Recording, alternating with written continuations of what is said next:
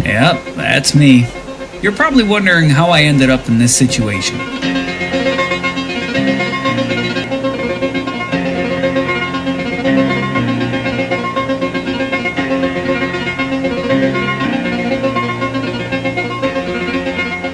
Shock will be delivered in 3, 2, 1. You're probably wondering, based on the title of the video, how cornholes could save one's life, and I'll get into that. But I wanted to give you a little bit of background on myself for those that might be new to the channel or haven't followed me on Facebook, where maybe I've shared a little bit of my life story on there. I spent 22 years in the corporate world as essentially a fraud consultant, spending 12 of those years managing a credit card fraud group for a local financial institution, and then moved on into the vendor space, where I was a fraud consultant, subject matter expert on all things financial crime. Did that for 7 years at an institution, and then 3 more years at a third company. Through that time, my kids were young. They were grade school, middle school, and beginning to enter into high school. There was a lot of travel involved. I traveled basically mostly in the continental United States, but had a couple of trips into Hawaii, which was amazing, and then spent some time in Mexico, as well as traveling over to London for work.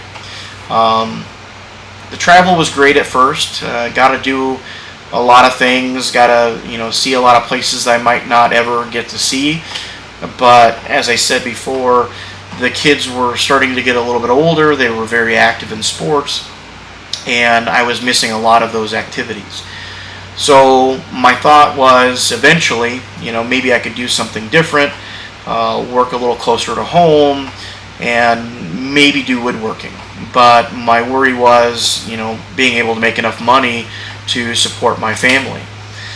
So about 6 months before I vacated my last position in the corporate world, I thought about maybe I'd start a small woodworking business, just as a little side hustle.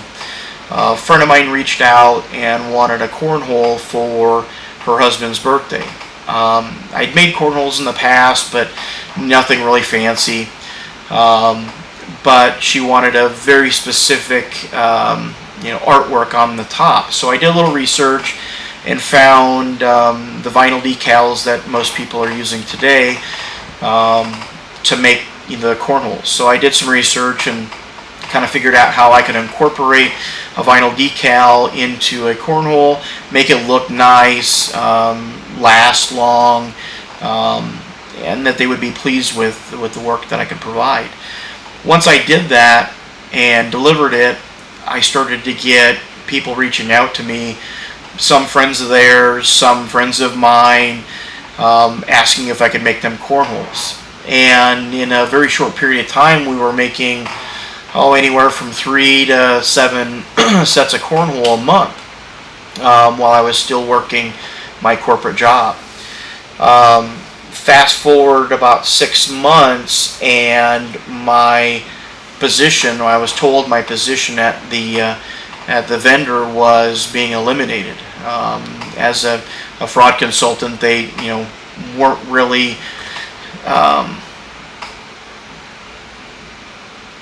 as a fraud consultant there, they weren't really embracing the idea of selling consulting services to their customers. At least they didn't see a lot of value in it, so it was easier for them to vacate the program and eliminate my position. When I got that call, the HR rep and my manager at the time, I sat there for a minute and thought to myself, what am I going to do?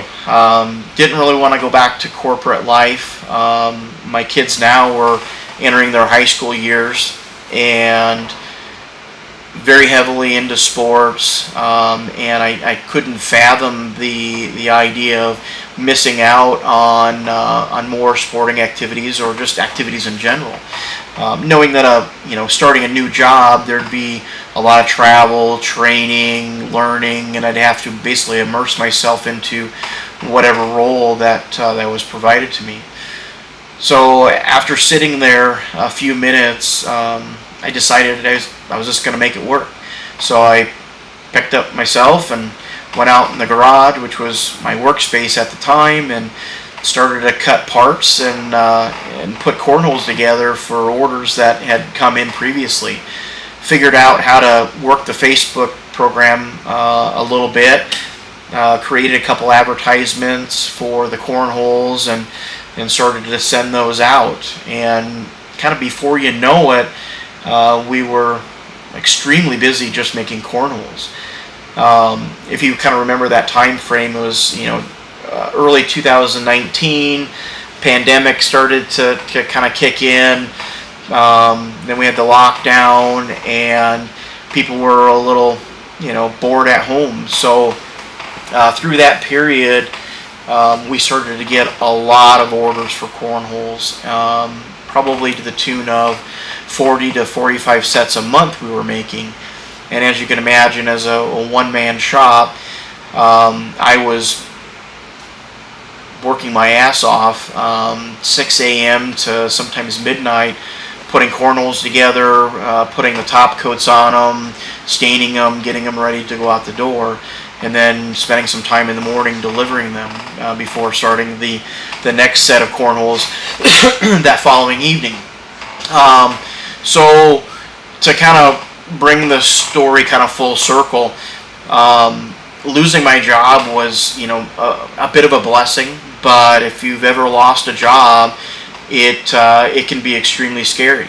And working in the corporate world at the level I was making really good money, and being a woodworker, making cornholes isn't quite as lavish of a lifestyle as you can probably imagine.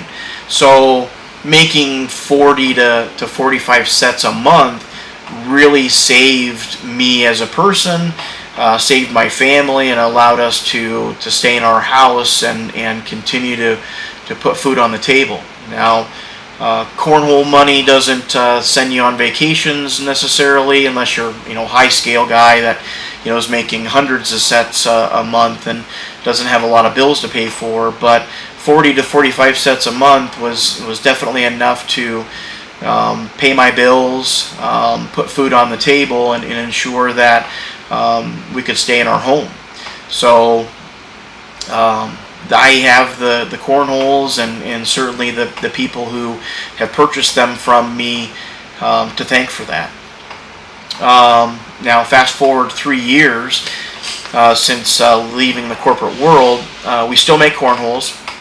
For the most part, I'm still a one-man shop. I do have my 20-year-old son working with me now, who has taken over a lot of the cornhole part of the business.